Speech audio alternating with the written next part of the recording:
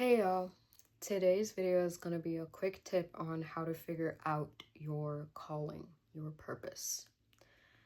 I did some videos on this before, and there's more to it than what I'll probably share in this video. This is like the first steps.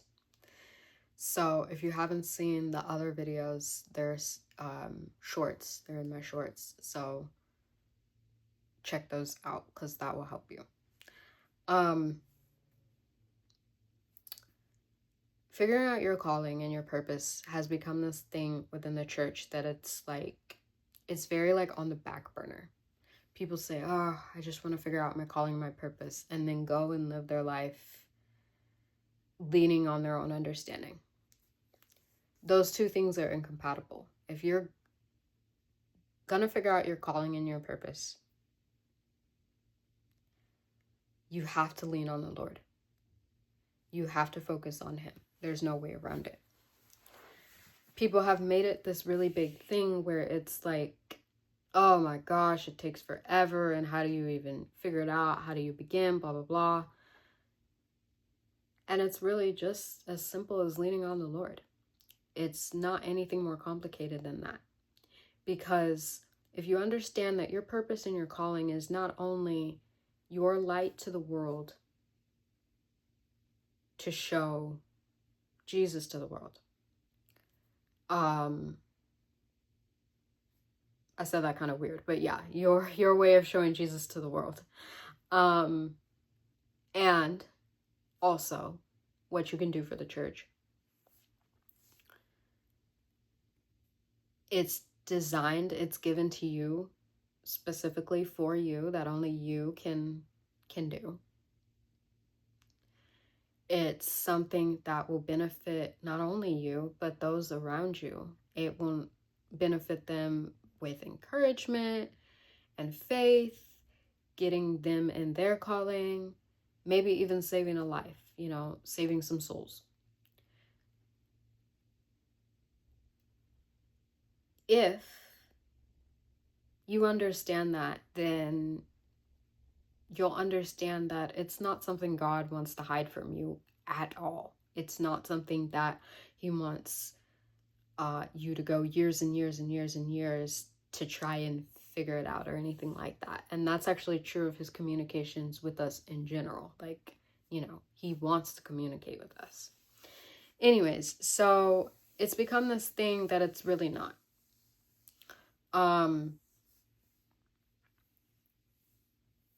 So we have to keep in mind that it's actually already given to us. We just have to understand what it is. We have to seek Him to do it in the way that He wants us to do it. Many of us actually are close to, or potentially even doing part of the work that we're ordained to do, like your purpose or something like that, but maybe not your calling. There is a list of differences, and to be honest, I don't know exactly what exactly constitutes one versus the other. I do know that purpose is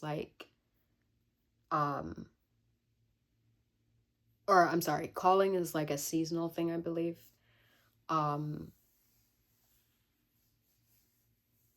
Purpose is more like okay, a good example. Jesus's purpose was to bring about salvation and the other promises, but mainly salvation, right? There was no ifs, ands, or buts about that. However, He was called to different places and to different people at different times. So there was a time when He was called to,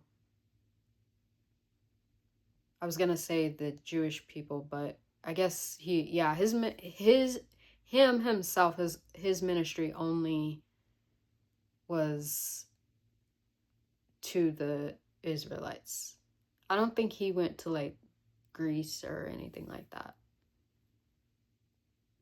I don't believe he did. Those were the people that came after him. But anyways, he was called to specific people at specific times in specific places.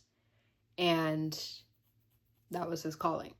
Still within the theme of salvation, but different calling.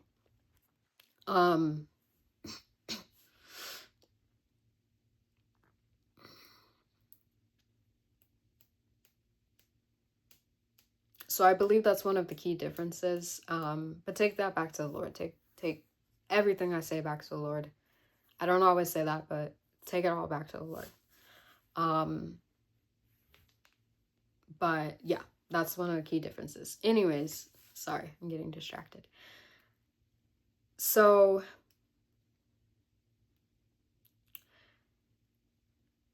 one of the ways you can go about, again, this is just going to be the intro, but if you are trying to figure out your calling and your purpose, and you feel like you're struggling, you feel like it's been months and months or years and years and you don't know, or your whole entire Christian walk or whatever, what you need to do is you need to take that back to the Lord. Seriously, go sit with him and pray. Ask him to reveal it to you.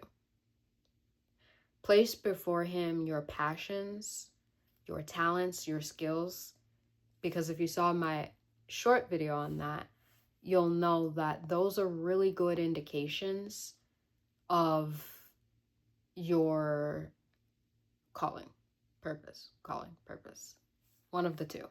Sometimes I believe it can go like hand in hand too, like when we're talking about like the fivefold ministry, for instance. But I don't know about that. But anyways, yeah, so take it back to the Lord. And the reason why I said the thing about there's a good chance that you're probably close to what you're supposed to be doing, or like, yeah, close to what you're supposed to be doing, is because a lot of times what you're supposed to be doing for the Lord is already, it's already something that's in you. Okay, let me like make that clear. It's just that we need to do it in the way that he has for us, what he wants. But if you have a skill or you have a talent or whatever, there's a good possibility that is what you're supposed to do. Some people, they might feel like, man, I just really want to do this as a career, but I know that it's such a competitive field or something like that. There's probably a good chance that that's actually from the Lord, to be honest. Not always, but there's a good chance it is. There's assessments that you can look for to find out if that's how it's supposed to be. But ultimately, pray. Key is to place all that before the Lord, your passions, both what passionately bothers you and what like you're good at, whatever. Put that before the Lord. Say something like, I know you've given me this skill, this talent, blah, blah, blah.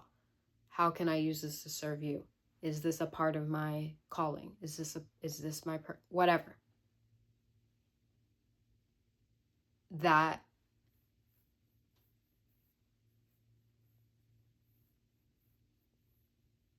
okay. That will help you. When talking about purpose, what I believe the Lord just revealed to me is that all of our purposes is to, that sounds weird, but all our purpose is to save souls. So that's the purpose of every believer. Now, how we go about that, how we execute that, is the different fields that the Lord puts you in, typically having to do with a job, or again, your skills, your talents, whatever. It could be just a hobby, something like that.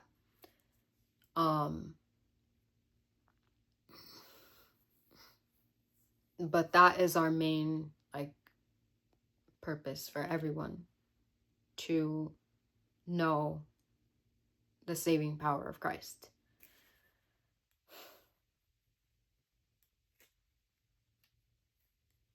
And then, yeah, your calling, I guess, is more assignment based. So anyways,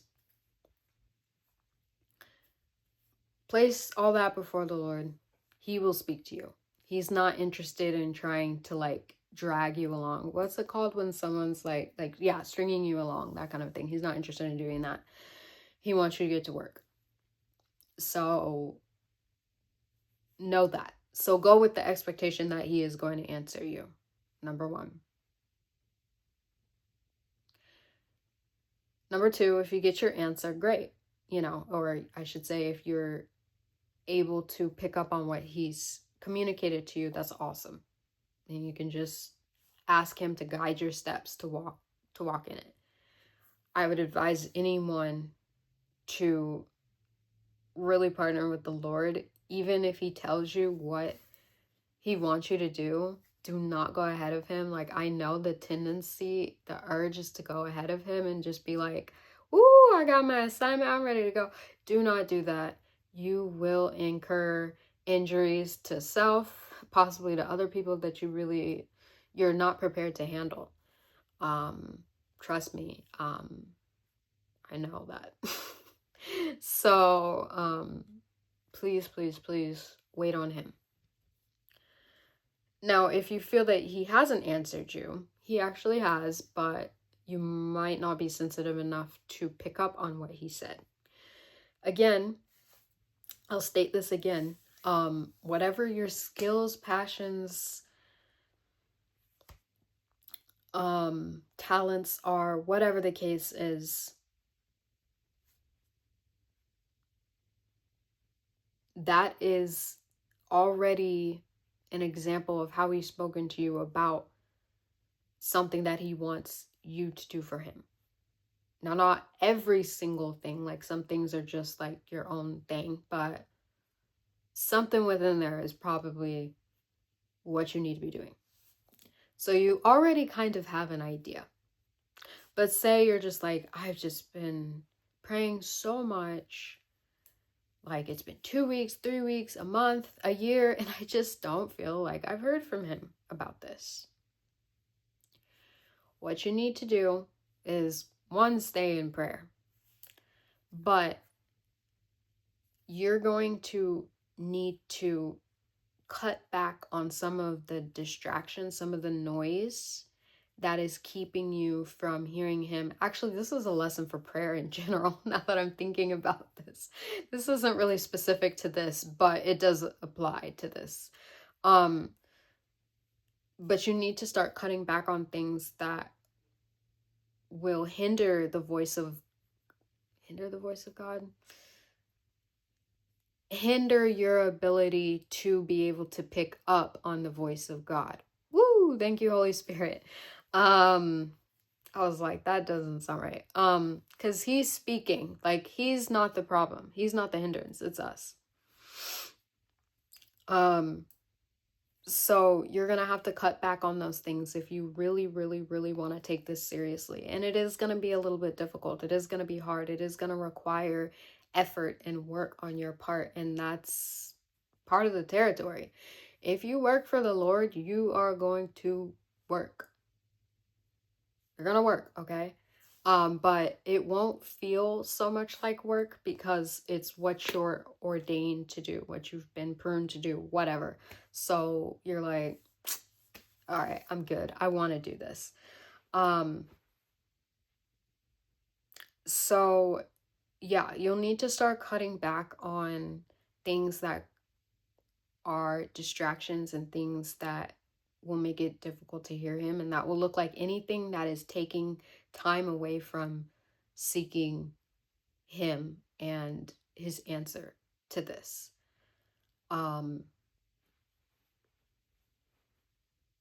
So it could look like anything from just simply whatever your decompression thing at the end of the day is. You know, maybe you like to cook a really big meal, or watch a couple episodes or hours or whatever of Netflix or whatever the case is. That's time that you can spend with the Lord. I'm not saying don't eat. I'm just saying, like, if that's your big thing, you spend like 2 hours making a meal and it's just you, like, maybe just heat up some of the microwave and then go spend some time with the Lord. No. But yeah, you need to absolutely take it seriously, because this isn't something that I've shared before, the conviction that the Lord gave me about Christians who are not walking in their calling, in their purpose. And it says in Matthew 7, verse 21, only those who do the will of my Father will actually make it into heaven. Can you honestly look at yourself and say, I know I'm doing the will of my Father? Can you honestly say that? Because the proof won't be what you say, it'll be the lives that you impact. It'll be the lives that you've saved. It'll be the lives that you've encouraged. It'll be the lives that you have helped push more towards God and the things of God. Even if it's just one. Even if it is just one person. Maybe that's all you're called to, and that's fine. Not all of us are called to ministry. I know that's like a big thing, but no. No offense, Lord. It's just really, I personally would not choose this for myself if I could choose something else, probably. But anyways, so you need to take that time and you need to go and consider, that after work, after school, whatever decompression stuff that you do, consider, times throughout your day when you can pray, consider fasting, consider, it can look like a range of stuff, whatever your life looks like. It can even be as extreme as needing to cut back hours at your job or even potentially quit your job. Now, I'm not advocating for anyone to quit their job. Don't take it to mean that, please. I'm not trying to get in trouble. But to be honest, depending on your calling, that actually could be your hindrance. It could be you could be in that wrong place where the Lord needs you somewhere else. You're not going to be that effective with reaching anyone where you're at. It could be he does want you in ministry or something where it's like full time and that's just what you have to do. I don't know. I can't speak to that, but those are some considerations to make. And this is what he gave me, and this is going to be my last point. When it comes to the consideration of your job, I am actually going to do a testimony on that. But there are testimonies that you can watch and listen to, and by the Spirit, you'll know if that person is right in what they're saying or not. Many people, I think, who share that, actually, I won't say many. The ones that I've seen, they were right, but yeah. Because if the Lord has you quit your job, it's for a reason. It's not just to chill all day. Trust me on that. It is for a reason. Most likely, it's either to leave to go to a different job or to partner with him to work for him. But he's going to put you to work either way. He may even have you step away from the job scene for a minute so that you can get right with him, know your purpose, know your calling. And trust me, if he has you do that, you might be like, woo, I don't have to work, blah, blah, blah. Nope.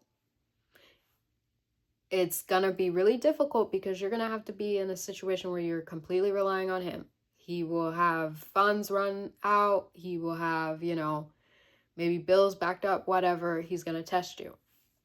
So keep that in mind. As soon as you want to go higher with the Lord, there are so many benefits that will come your way. So many blessings that will come your way, but it will come with tests. It will come with tears. It'll come with a whole bunch of other stuff. So Just know that. But the last point that he gave me is that there will be signs, excuse me, sorry, if you are in the wrong place, like career-wise or something like that. And oh yeah, that's what I was saying. I will do my testimony on that, hopefully to help people. Not yet though. But one key sign is you are very dissatisfied within your, within your job.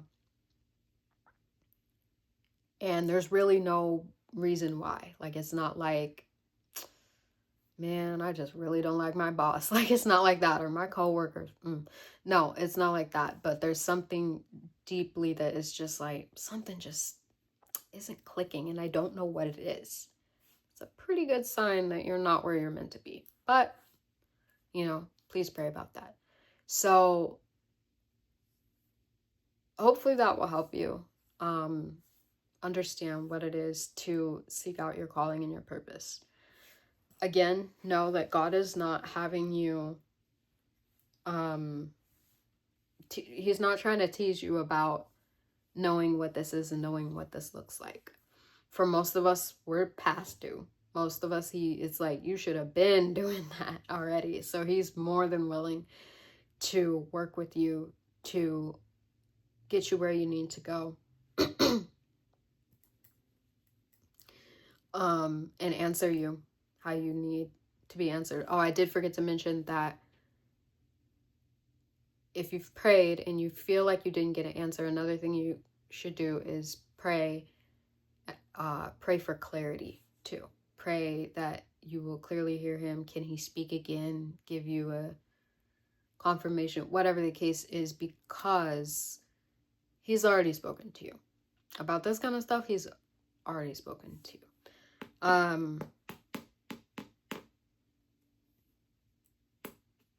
Anyways, that's all I have for you for now. But I will do that second video, which I think will help people a little bit more. All right. Bye.